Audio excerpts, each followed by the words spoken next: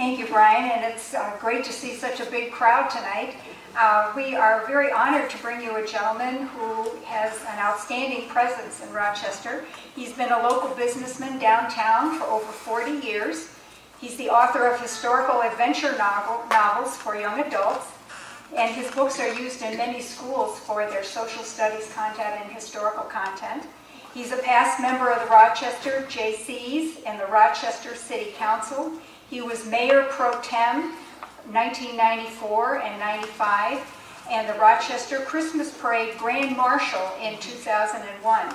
He's also a longtime member of the Historical Society. Please welcome Rochester's Main Street pharmacist, Bob Lytle.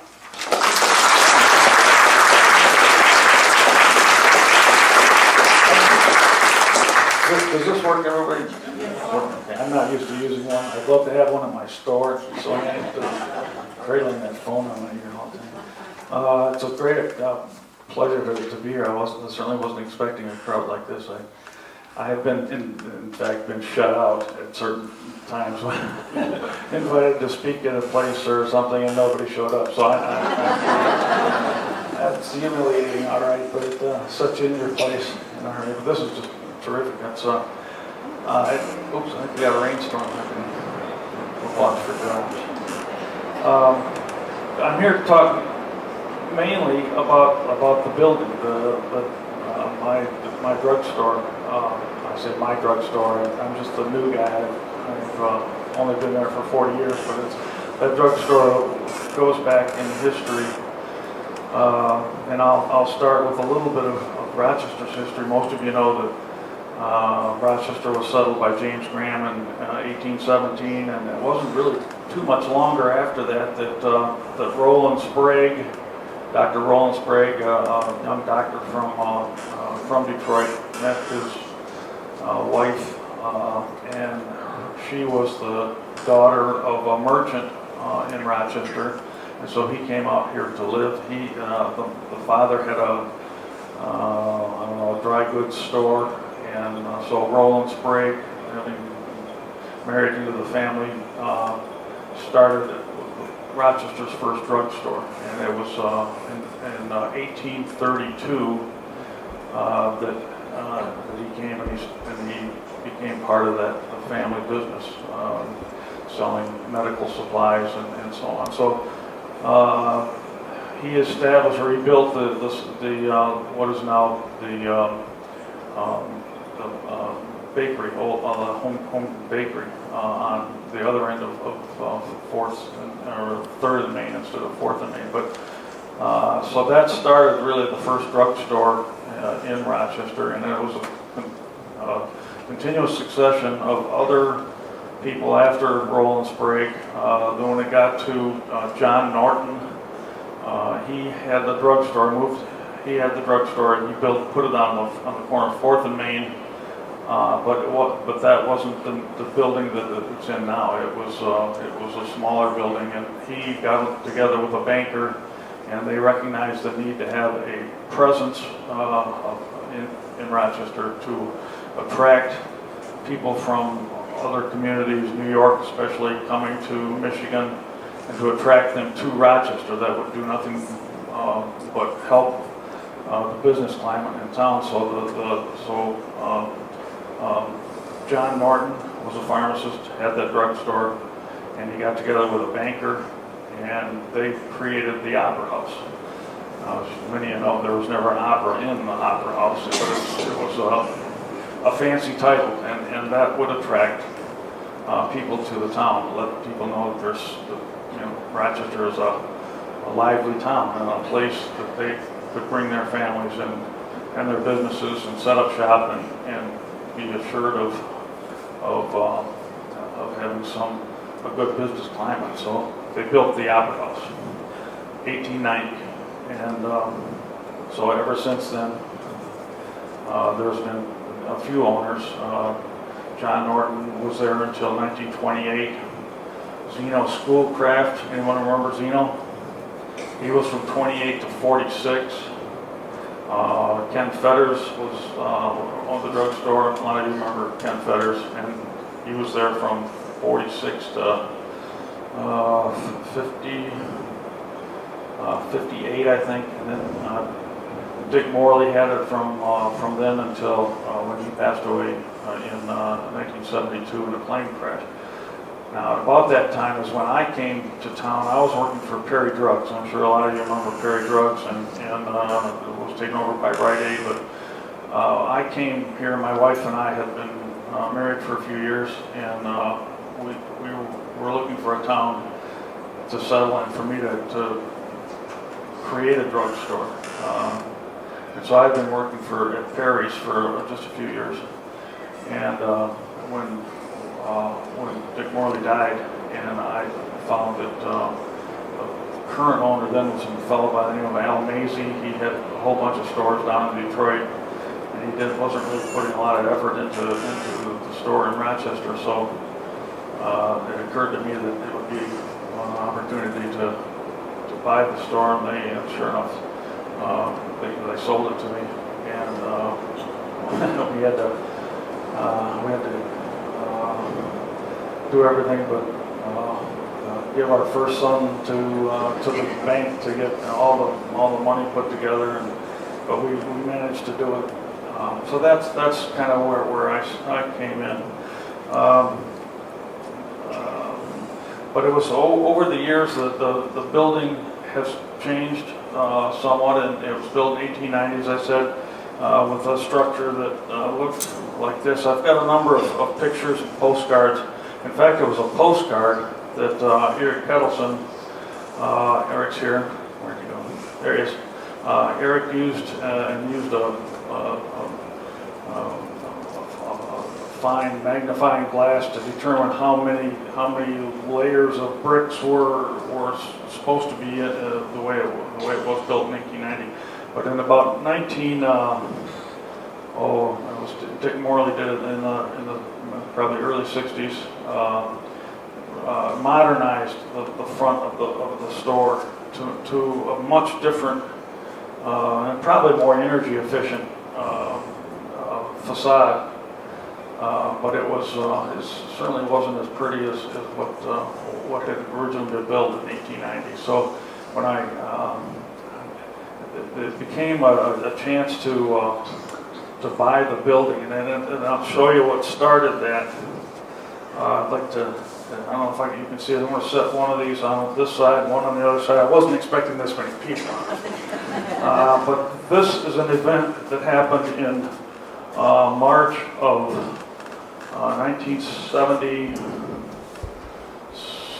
1986, 85 or 86. Somewhere in March, there was a big windstorm, and it blew in one of the windows of the big arched windows upstairs. Blew it. And here I was, I'd been working there at the store, the drugstore part, for 10 years. And that, if you look at those pictures, you can see that the glass wasn't even broken. That's how well built this thing was. But the whole arch was blown right in, and something had to be done. It had to be fixed. And I wasn't the owner of the building. The owner of the building said, "Well, we'll just brick it in." Oh, you can't do that. This building is the icon of beautiful setting for Rochester. You just can't do that. And they said, "Well, it's a lot cheaper," and they didn't really care. So the DDA was just in its early stages at that point, the Downtown Development Authority in Rochester, and so I went to them to see if there was some way we could do something about that. And they said, "Well, the only way you can do it is if you buy the building, and then we'll, and I said, I can afford the building, barely afford the rent on it." And and I was, of course, busy at the store, all day long, answering phones and filling prescriptions, and that time using a typewriter. You had computers back then. And so I just didn't have the ability at the time or the knowledge to be able to pull off such a big thing as purchasing a building. And the DDA, the director at that time, Susie Affleck-Child was the director, and she saw the importance of salvaging the building as it was instead of having it bricked in like that. And so she got going and made, also did all sorts of groundwork for getting me to get the financing and to buy the building. So that was a good year or so before that was accomplished, but it did come about. So it was because of that storm that I was able really to buy the building or start the process to get it. So that was a really important day, as disastrous as it seemed with the windstorm and all that. But so that was 10 years after I'd gotten a drugstore. So the next 30 years has seen a few other changes. But as I say, Eric Kettleson was instrumental in getting that work done, and there were a few days that was pretty scary. That Eric's nodding his head. He remembers very well that other situations that almost the building nearly collapsed as it was being renovated. But it got done, and so that's one of the changes. Also, Dick Morley at one time was just a simple freestanding building, and then during his term, he added that portion onto the back of the building, which is now my son's toy store, and above that is a beauty salon. The upstairs has been a number of things over the years. It was when we originally renovated the upstairs. It was just a wide open building, empty space. It was no structural, no beams or anything to hold up the ceiling. It was so well built that it didn't need any of those things. So it was really just like a gymnasium is what it was intended to be to begin with. The Opera House when it was originally built for dancing and for all sorts of community events and so on. So when it was renovated over the years, Dick Morley had an office upstairs. At one time, Pixley's had a furniture store, and the upstairs was sectioned off into little showrooms for his furniture.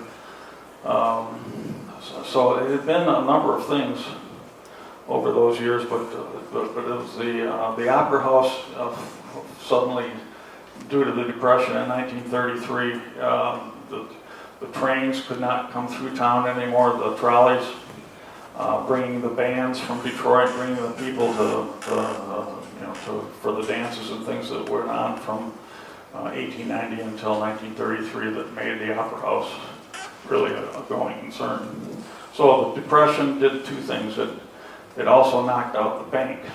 The bank failed. At one time there were 4 banks, one on each corner of 4th and Main. At one time, if you can imagine that. So the one that was in my building failed, as well as 2 others, and then only the one that is still there now remains. So the Depression did a lot to change the business structure downtown. So, and that was how it impacted the old Opera House building. So then let's see, where am I with my Pixley's, yeah, and then so when we renovated, when Eric got done with the upstairs, it was again a beautiful maple floored, 16-foot high ceilings, empty space, which we tried to lease out as for some tenant who would be able to use that space as it was and not have to divide it up, because it was just really spectacular. The floors and the big arched windows with the leaded glass, colored glass in the front. It was really a spectacular sight. One that hadn't been like that since the 30s. So in 1986, when Eric was done with that part of the process, we tried to lease it out to a tenant who could use it as it was, and we just struggled. Nobody. We had a couple of people. One had a low impact type of exercise facility, and that never went through. I thought for sure we had a tenant for it, with that person, but that failed. And then so finally we had to we got a tenant who divided up the upstairs into offices, and that's the way it is now. Although there's been several tenants over the years, we do have a law office up there now that is again doing restoration and renovating to the upstairs. So I'm anxious to see how that turns out. But it's they're almost done with it now. So that's kind of the story of the building and its different eras and different formats that we've been in. So and also in 1986, when we were doing the restoration of the pharmacy area, we rose the ceilings. So they had drop ceilings in it when it was renovated or when it was redone by Dick Morley, and that just didn't really suit the facade that we were returning to. So we went back to the high ceilings, and so that's the way it is now. Let's stop right now and ask if anyone has any questions about the building, because we're going to go on to another subject here. Rob, were there windows on the side of the building on 4th Street originally? Yeah, and yet I haven't found any pictures. So it looks like Yeah, you can see those were bricked in probably by Dick Morley when the bank failed in the 30s. The drugstore the bank was on the corner. Right on the building was in two sections. The bank was right on the corner. The drugstore was on the inner part of that. I've got a really nice picture of that, where it shows the pharmacy here and the bank here. When the bank failed, the pharmacy moved over to the corner, and then there was a hardware store that filled in where the drugstore was. And then it wasn't until Dick Morley, yeah, thank you. It's one of the pictures that... pass around. Oh, yeah, sure. This is really a neat picture because it's a mystery to me, and if anyone can tell me what was going on in front of the store, because you can see that there's some kind of construction going on, and yet it's not the original building phase of the store. So I'm at a loss as to what this little umbrella thing is here, and because I've had this picture, a smaller version of it, not as nice as this one, but we can figure that out. I appreciate it. That's what it looks like. It's exactly what it looks like, and it looks like there's some kind of activity going on, but I'll be darned if I can find out what it was. Gosh, the owner of John Norton, I might even mention something about John Norton. He had a running feud with Will Fox, who ran the Era, the Rochester Era newspaper. It's apparently John Norton would have a little blurb in the front of every newspaper of the Era. Every week it would say something was on sale. And then I noticed when I was doing the research on the building, because I went here to the library, the old library, and I found microfilm of that era, because I had to trace back to get some of the funding to find out exactly when this place was built so I could get a designated historic site. So I was doing all sorts of microfilm looking at and going through all that stuff, and I came across this thing of John Norton every week would have this little ad about something that was he was for sale. And then one week, Will Fox, the editor of the newspaper, made some scathing remark about Norton's activities in the drugstore. There's been a liquor store there since before, during, and after Prohibition. So John apparently took offense to what Will had written, and so I just happened to notice that the next week there was nothing in. I thought, what prompted John Norton to not advertise anymore in this paper? And So I went the week before and I found that little blurb saying, John Norton will sell liquor to any fool kid.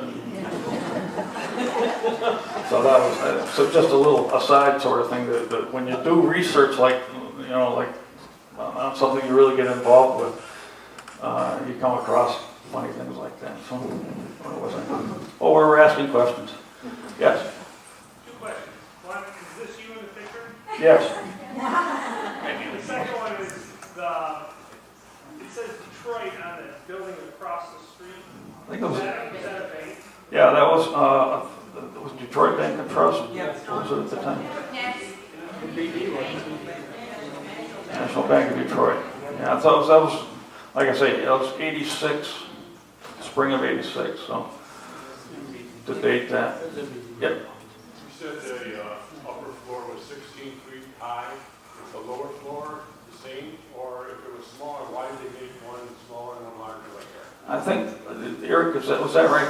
The lower level isn't 60. The lower floor had the ductwork for the air systems in it, and so that's why that ceiling is dropped. Yeah, but the lower level wasn't 60. I think the upper level was 16 feet. They had to be quite similar in the rough.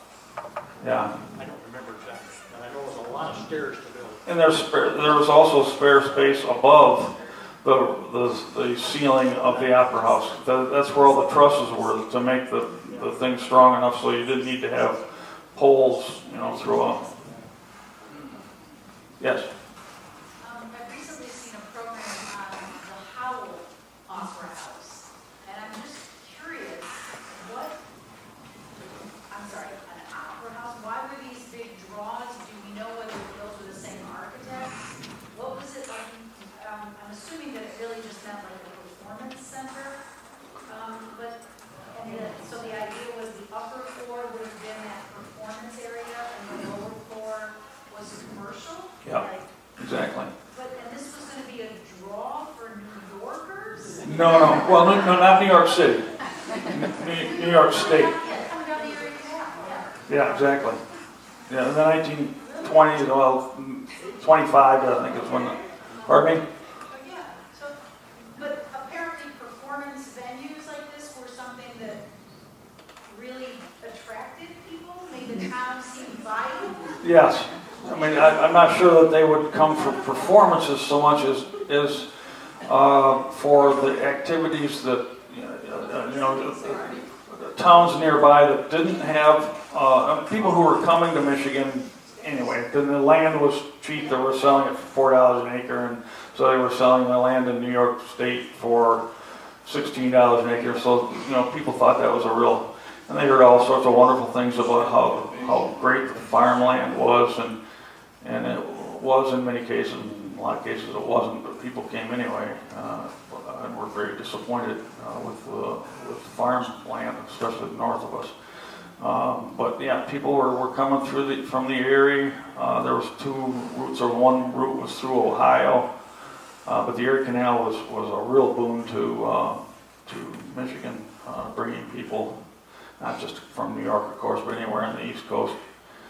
And a building or a town that had a place called an opera house, whether they ever intended to have an opera in it or not, was still a magical thing. So I encourage them to come, right? Yeah, in response to your question, keep in mind at that time, downtown Rochester had 2 hotels. You had a train on the south end of town, ran from 16. You had north, east-west, you had the north-south, which was the Michigan Central. Plus you had the DUI, the Detroit United Railway, that ran 60 cars a day through town. Plus your 2 trains, and you had a lot of activity downtown. It was a booming place. Yeah, those things all didn't happen at once. I think the first trains came in like late 60s, and the DUR came through in 1899. So there was that kind of commercial activity that was drawing railroads, and of course when a railroad would come through a town, that would be a huge advantage to that town.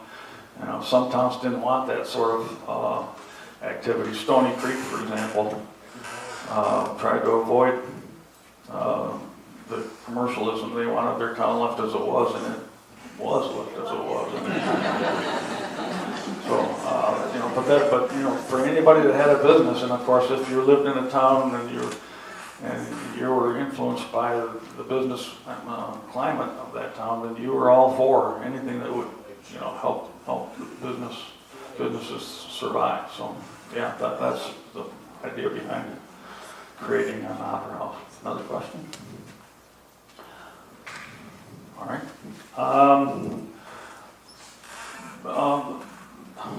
I got involved with writing, and I worked on Mackinac while I was in college at pharmacy school, and so I worked there for 4 summers, and it had just a wee of a time, actually. It was wonderful. A lot of fun, and I was out all day working in one job I worked as to carry luggage to the Island House Hotel.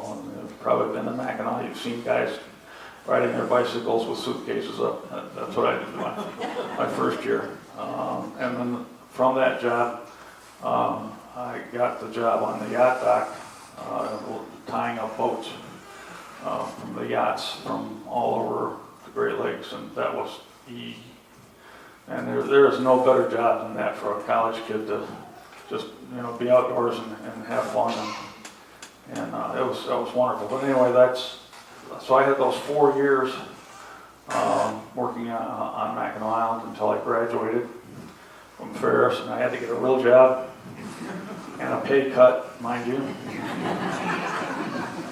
The tips were pretty good there on the yacht dock. So I started with a store in Lansing, and then moved off to Perry Drugs, and then they transferred me here to Rochester when the store was being built, which is now the Rite Aid there at Walton and Livernois. So I was there for 3 years, and all that time, my wife and I, we had 1 son at that time, and that's not what I wanted, because they're not easy working for a chain store. And then they sent me to Pontiac to work there, and I lived in Rochester, but every day I went to Pontiac and worked in one of their downtown stores, and that really settled my decision to try to manufacture, buy, build, somehow start a drugstore in town. And it was right at that time that Dick Morley died, and I started researching the possibility of buying that store. So that got me in that part of my business. But it was about then that my sons were growing up, and all this time with my sons, I loved to write. As they were growing up, I use this expression, you don't always have a camera when you want one. And some of the silly things and goofy things that happened with my sons as they were growing up, they would, you'd wish, one of those situations where you wish you had your camera and then you never did. And so I started writing poems about them, and so I had a fair number of poems, and as they were growing up, and then when they got old enough, I decided I would, go for a grand slam and try to write a book. And when you write a book, you have to write about something you know about, and something that someone hasn't already written about. So I thought of Mackinac Island, and that's what prompted me to write my first 3 stories. Was some of the things that happened as I was growing up nearby Mackinac Island. We had a cottage in the Lachino Islands, which is just 17 miles from Mackinac. Nobody knows about it. It's a small little area of just lovely old homes, summer homes. People from Chicago and Cincinnati. My family inherited a very small cabin in the snows, and so that's where I spent my first summers until it was time to go to college, and that's when I started working on Mackinac. But so to get back to I started writing about Mackinac Island. Well, after my first 3 books were published, I I didn't want to be typecast as strictly writing about Mackinac Island. And right about that time, my sister was in South Carolina. She wanted to join the DAR. Very exclusive organization, of course, and very important in Carolinas to be in this DAR. And so she wrote to me and said, I think we've got some relative in your area, Rochester or somewhere right nearby, who was a member of the DAR, or was a daughter of the American Revolution. And she said, the name is Sarah Boardman, and her husband is Lemuel Taylor.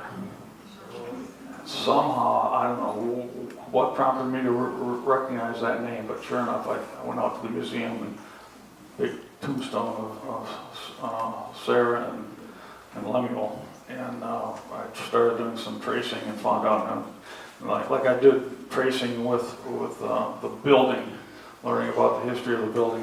I used the microfilm here and all the old records of the old.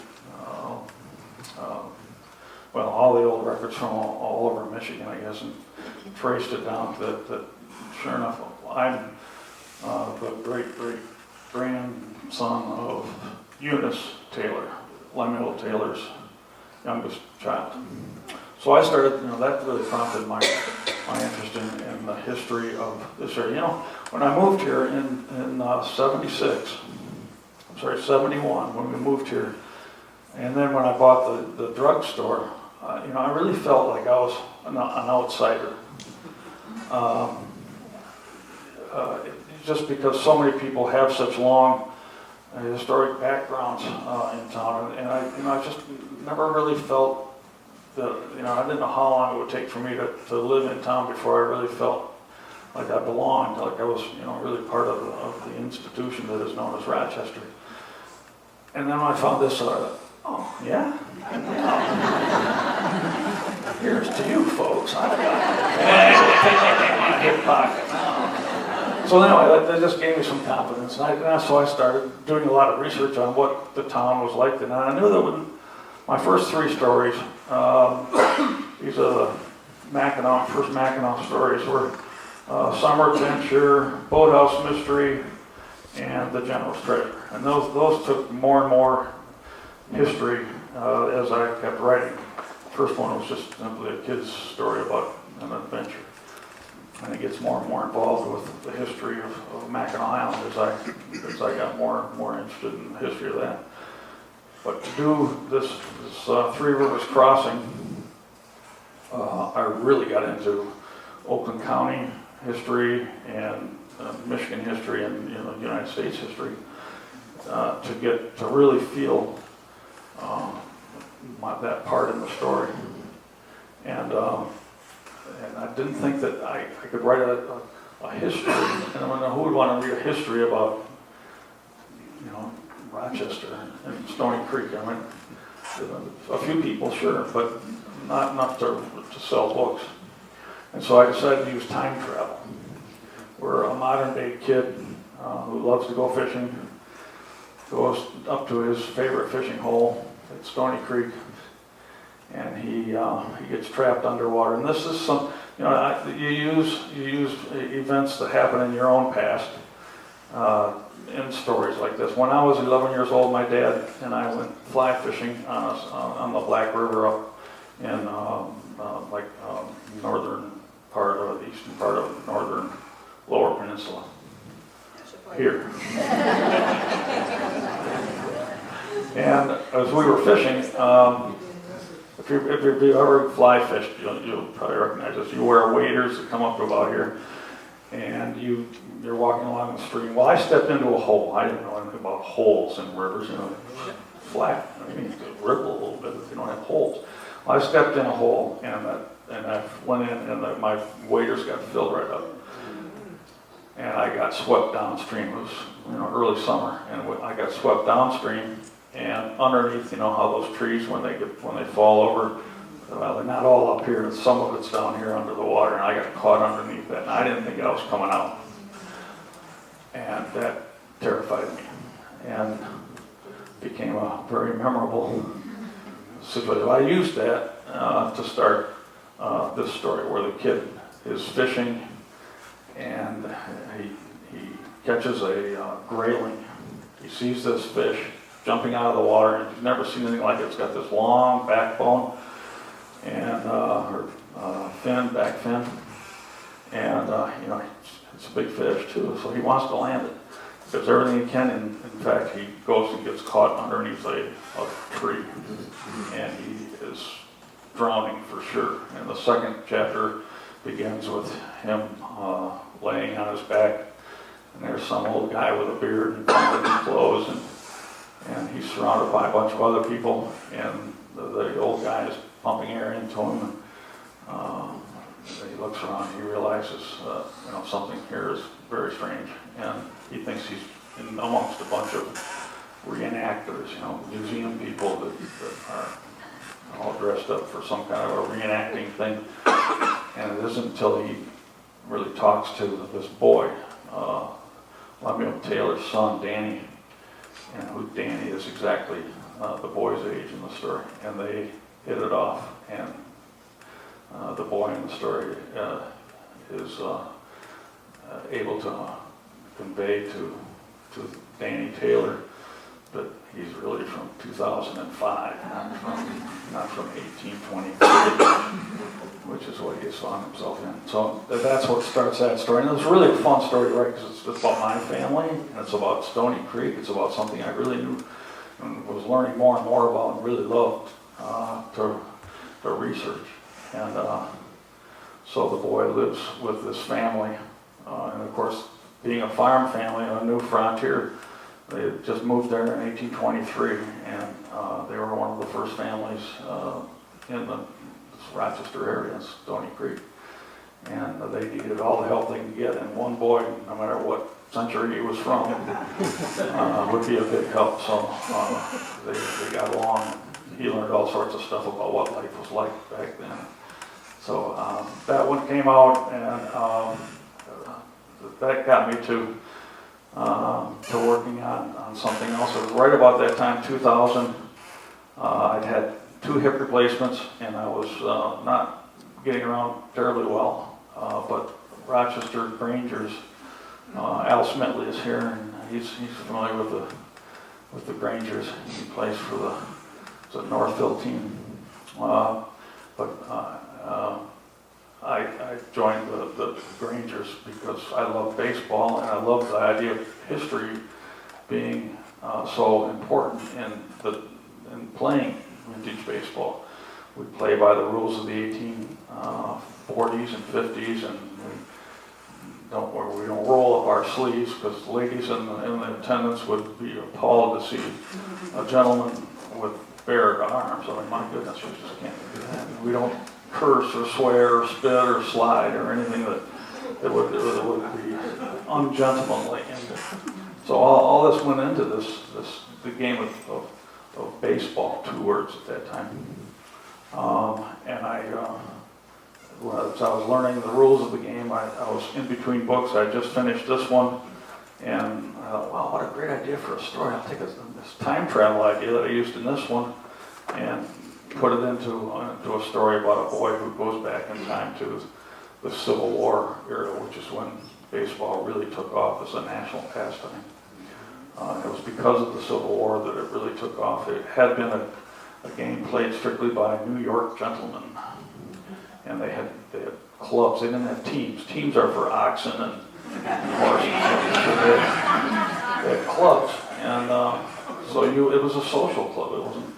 And it was a way for them to show off that they had, they had attained a status of being able to join a club and to have exercise. And it was a family thing. They would have games on the weekends and then invite another team to come, and they would have dinner afterwards, and the families would have parties.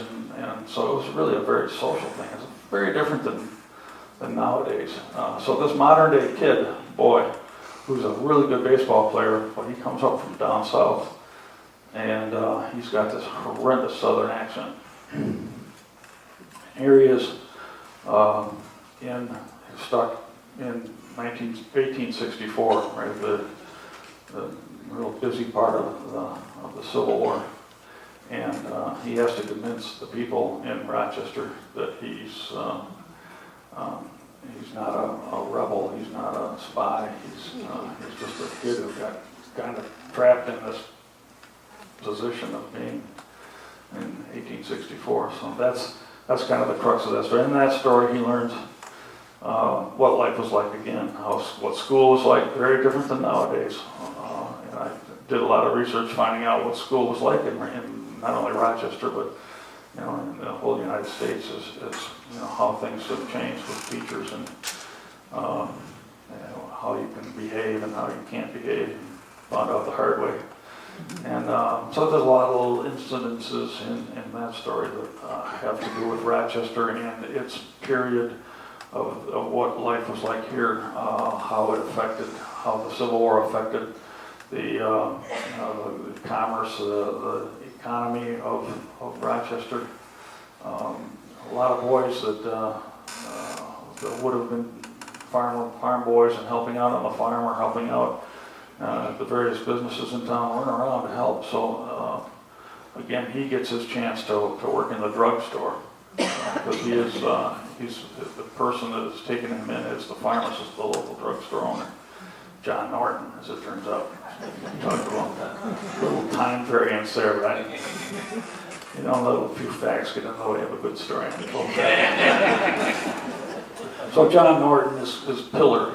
He's the town pharmacist, and he's the pillar of the community. He makes pills for everyone's a little pharmacy play on words. Sorry. But anyway, John Norton helps him with a lot of the things, and his daughter is also very helpful. And the son has lost a leg during the Civil War, so the son is not too happy about having this southern boy. The son sees through Mac Dugan's accent and knows that he's from Atlanta or somewhere in the South, and no one else seems to have figured it out. But the son, who had his leg shot off during the Civil War at Bull Run, was also very instrumental. And Mac gets the son to be on his side, and so that's kind of a fun part of the story. A lot of fun things that happen. And when your mind is in gear to entertain not only yourself, but hopefully, in most of these cases, middle grade students from third grade to junior high. And then after kids get grown up and quit being as smart as they think they are, adults, a lot of adults have told me that they couldn't put my book down, and they didn't know which one it was. I get a call I got a call from one lady, she was in her 90s, I swear, telling me, "You kept me up all night last night." I had no idea. Yeah, I picked up, I don't know, with the pitching timers, one of them, and she said, "And I couldn't put it down." She said, "And I couldn't even get any sleep, so I'm really upset with you." She was kidding, I think, but it was fun. So that's the baseball one. And then the interesting thing happened about 10 years ago. I decided that we've got now 6 grandchildren, and I could just see that at that time we had 2, I think.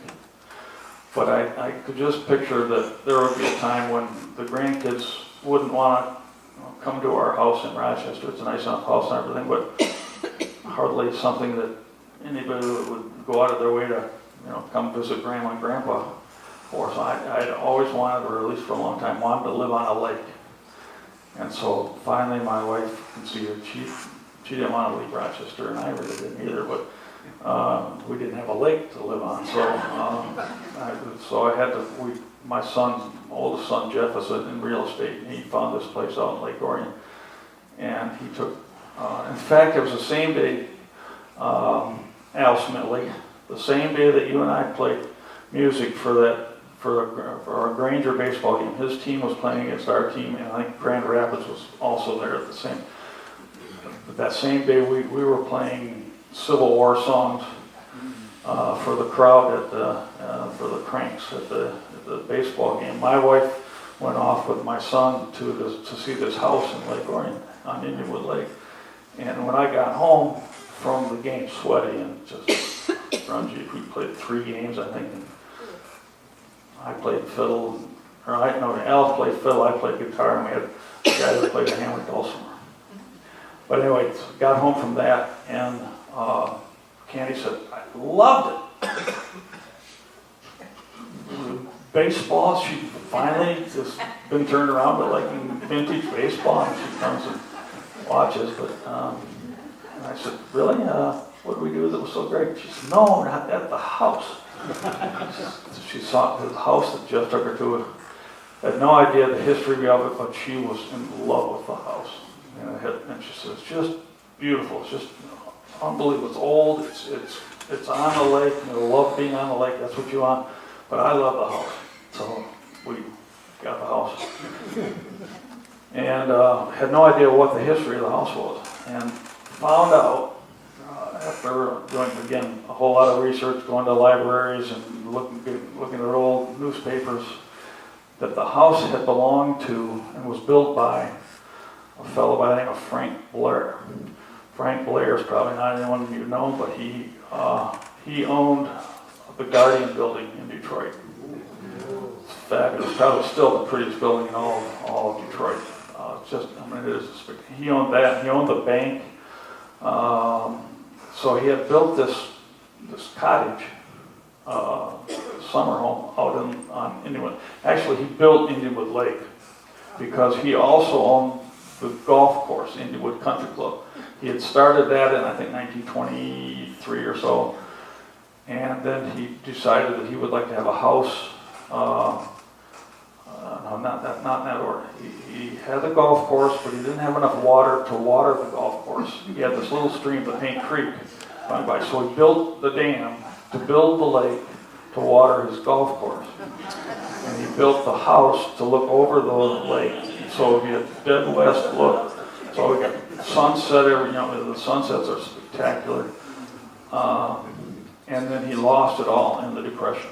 He had these beautiful gardens, 6 foot high, 7 foot high walls, semicircular walls, 2 of them, one right at the lake and one up by the house. And my wife's a gardener, and she started working on that one down by the lake, and it was just filled up with old debris of trees that had grown up that were never planted there. It had been 50 years since anyone had done anything about those gardens. And so the first few years we really worked on the one garden down by the lake. And then we saw this other one that was totally overgrown by weeds and just all sorts of stuff. And so I started cutting all that down to try to reclaim that garden. And as I was doing that, that's when I was doing the research on Frank Blair. Found out that he had lost everything in the Depression, and that prompted me to start learning about the Depression. And the more I learned, the more I've got a story here. This could be a really cool story. And I used that time travel idea again, and I got my 2 grandsons in the story to come and help me build a labyrinth in this garden that I was reclaiming. And in the story, to go up with the boys, walk the labyrinth on midnight of Midsummer's Eve. As they're walking the labyrinth, they're going in, they're thinking about, as Grandpa and me had told them, the idea of a labyrinth is to ponder things and to, think about, serious things, maybe problems you're having in business or at school or with friends or something. And then on the way out of the labyrinth, the idea is you will solve that issue. And then that's the idea of meditating. You meditate and you learn from that.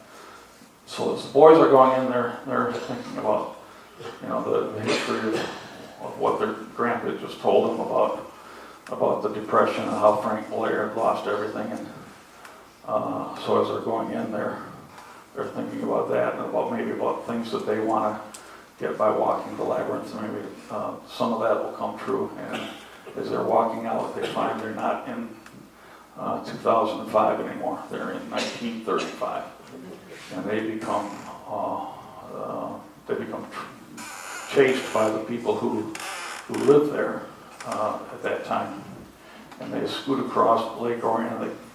They meet up with some hobos, and the hobos are young people. And that's something else I learned about the Depression was most of the hobos were kids, and a lot of them were 12, 13, 14 years old. And they were kicked out of their homes, or they left their homes because there was no food. Parents didn't have any money, no job. The only opportunities that somebody would have, whether they were 12, 13, or 20, or 30, was to get on a train and go somewhere where California, places where there were, crops to be picked, and they can make money that way. So the boys meet up with these hobos, and the hobos help them out, and they get on trains and they get chased all over the place by the police. And a lot of neat things happen in the story, but it's basically a lot of truth in a lot of the stories that I learned about instances of people who had extremely hard times during the Depression. A lot of people didn't. I found that out too. The Depression wasn't the end of the world for a lot of people. They went right on living and did just fine. I talked to Gail Kendler about her remembrances of the Depression, and she said it wasn't all that bad. Where she was here in town, and it was the life went on as pretty much as normal, and it wasn't until it was really over that she was really young at the time, but it wasn't all that horrible. So there was certainly a wide range of how people were affected by the Depression. I think a lot of people my age whose parents went through it certainly feel the importance of the value of things that maybe our children don't have quite that same attitude about, but certainly those who did live through the Depression recognize the value of just the most trivial things, but they, that's what I try to impart in the story too. One more story, and that's the story of, I took my fourth year of pharmacy and I was at Ferris, and I talked my dean into letting me see if I could get go abroad for a year. I mean, no one in pharmacy has ever done that. But some of my friends on Mackinac Island, that when I was working there, they were all talking about their year in Spain or somewhere, and boy, I'd really like to do that. And then I found out that pharmacy is something that you go abroad to learn. But I talked him into it, and so I started sending letters out to schools in Europe, in Great Britain actually. And I got accepted, lo and behold, to 5 different places. And one of them was in Belfast, Northern Ireland, 1966. Not a good choice, probably.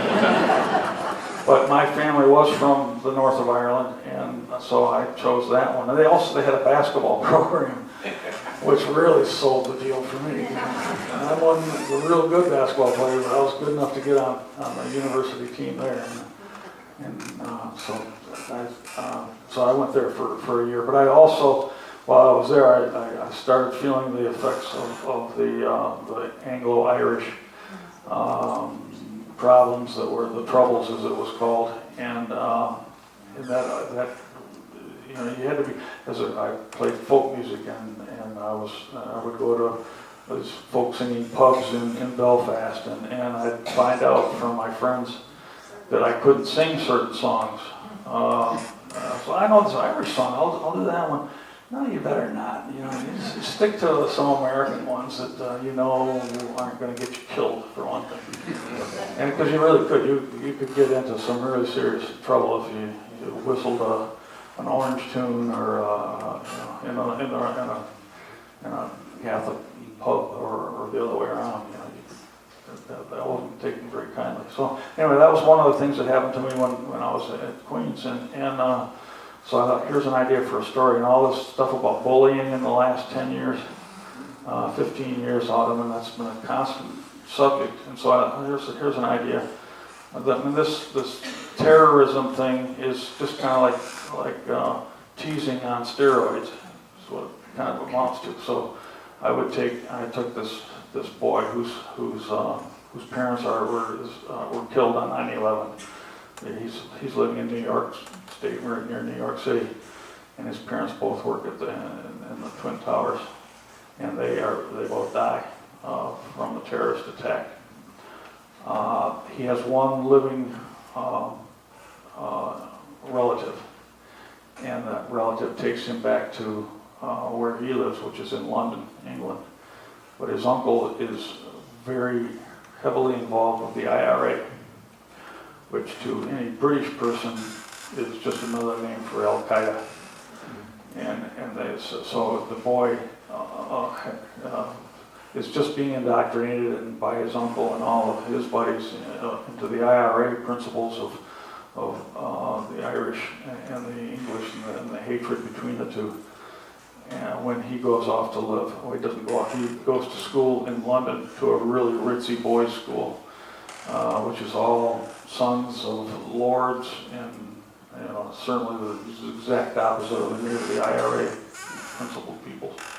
So then the boy has to figure out his allegiance to his friend or to his family's IRA notions. So that creates a bunch of interesting scenarios, and that's a story that just kind of recently came out, and it's one that's just very slowly becoming, getting some recognition. So it's by a smaller publisher. All of my books have been by smaller publishers, so I haven't had the advantage of having a lot of promotion.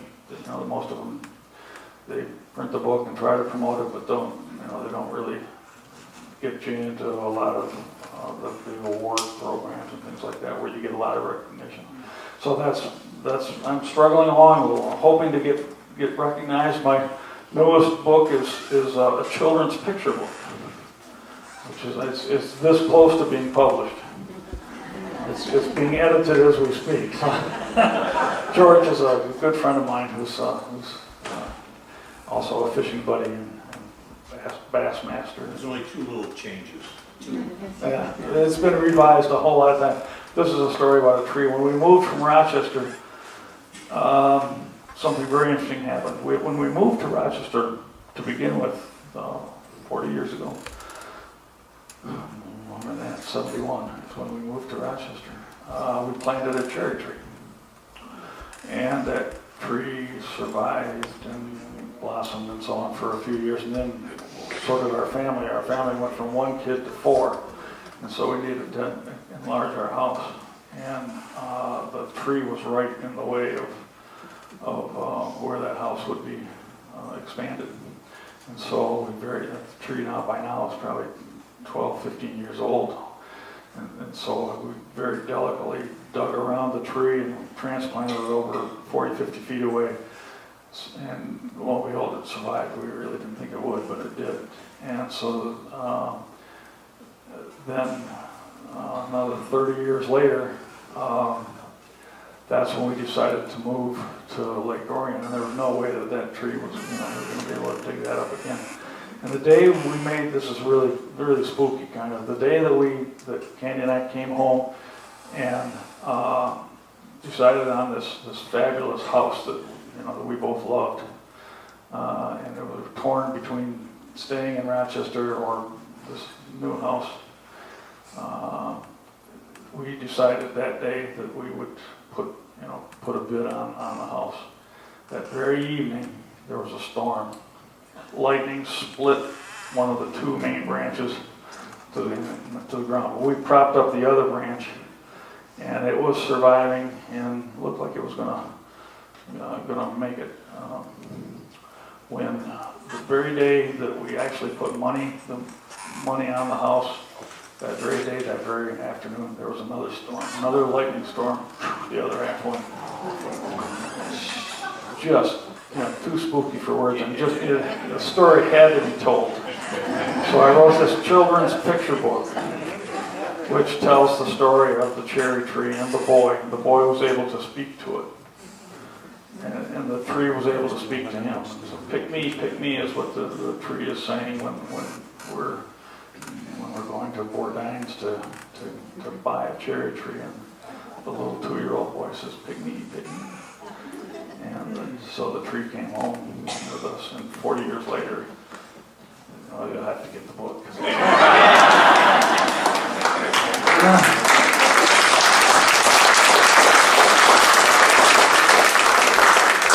So I guess we have time for any more questions. I've got a few books here for sale,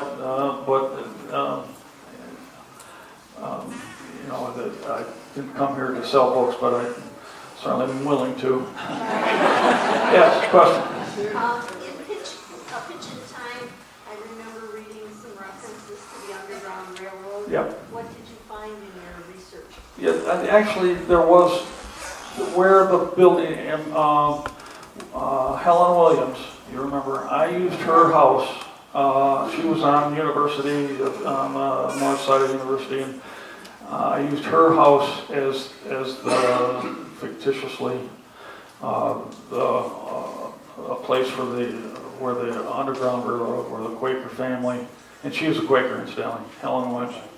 So she helped me with the story because I used a lot of the Quaker expressions, and I ran it by her to see if those would be valid terms that a Quaker would use. So she was really helpful throughout a lot of my books. But there was not an Underground Railroad station, and that's another kind of neat thing about Underground Railroads. They were so secretive, and you didn't dare let people know. There's no historically. It's really hard to track down places that really were sites for the Underground Railroad. But no, that was fictitious. Yes? Who was your illustrator for the picture book? She's a freelance artist with the company, the publishing company. A lot of, no one I know, but a lot of my illustrations were done by my sister, Karen, who, when I first was writing my first book, I thought it was an adult book. It was just going to be reminiscences, and I thought it was going to be, written, and it was like 350 pages long. And someone said, well, it's a good kid's book, but it's too long. This is before Harry Potter, of course. That kind of blew that notion out of the water. But anyway, so she said, this is a really good picture, or a good kid's book, but it's too long. So if you wanted to sell it to somebody and get a publisher to publish it, you're going to have to chop it down. And I did it, and it made it a much better story, much cleaner and more concise, and I didn't lose a thing I found out. So, but anyway, my sister came to my rescue because it's a young adult book. It had to have a number of illustrations, and so every chapter has a different picture. And these were like this, and they got shrunk down to postage stamp size. So unfortunately, but they're really good. But she did most of my illustrations for my books over the years. Yes. The Underground Railroad is mentioned. The Octagon House was another stop. Yep. I learned that in 5th grade. Yep. But that wasn't in downtown Rochester. Although there was an Octagon House in Rochester, but it was not that one. Yes. What would have been the credentials of a pharmacist back in 18? Yeah. When was your building built? 1890, but it goes back even to 1832 is what Roland Sprague was a doctor. Now I don't know what the credentials were for being a doctor either for that matter. It wasn't anything like it is now, that's for sure. I mean, it was kind of like an apprenticeship, I believe, with another doctor. You learn how to saw off arms and legs and do the things that surgeons and physicians did. Lauren, you probably know more about Lauren Sifrin's here as a doctor. And it was a lot different. It's changed over the years. Mostly apprenticeship, I'll bet you, is what like the kid in the story was doing, working with a pharmacist and learning about how to read fact, Lauren's in the story. Not, I think, one of his prescriptions. I forgot about that. Compounding, yeah, a lot of compounding, because you didn't get pills from suppliers. You got the raw ingredients and made stuff from that. And I use that as an example in the story about how Pillard Norton is showing Mac how to read a prescription and what all the various symbols that nobody can read So it's just a matter of learning Latin a little bit, and I mean, these are all shorthand for Latin terms, and it's but that's undoubtedly what it was like. I went to school in the 60s in Ferris, and it was pretty much like that then too. Any other questions? Yes. I just want to say I have purchased every one of your books for our grandchildren and read them. Enjoyed every one of them. But the last one about the one iron, I think this is good for an adult to read as it is children. Yeah, and I've heard that kids are reading that and really loving it. So and I'm stunned by that. But if kids can read those long Harry Potter stories, and seriously, I love Harry Potter stories. I think they're just fabulous. Her imagination to write those stories is really neat. But thank you for the unsolicited testimonial from. I'm waiting for the next one. All right, that won't be long. I think that's all we have time for questions. I do have some. We also have what we call our brown bag lunch meetings, which are the first Tuesday of the month, and those are at noon at the community house. What time is your meeting here Thursday? 7 o'clock. To 7 p.m.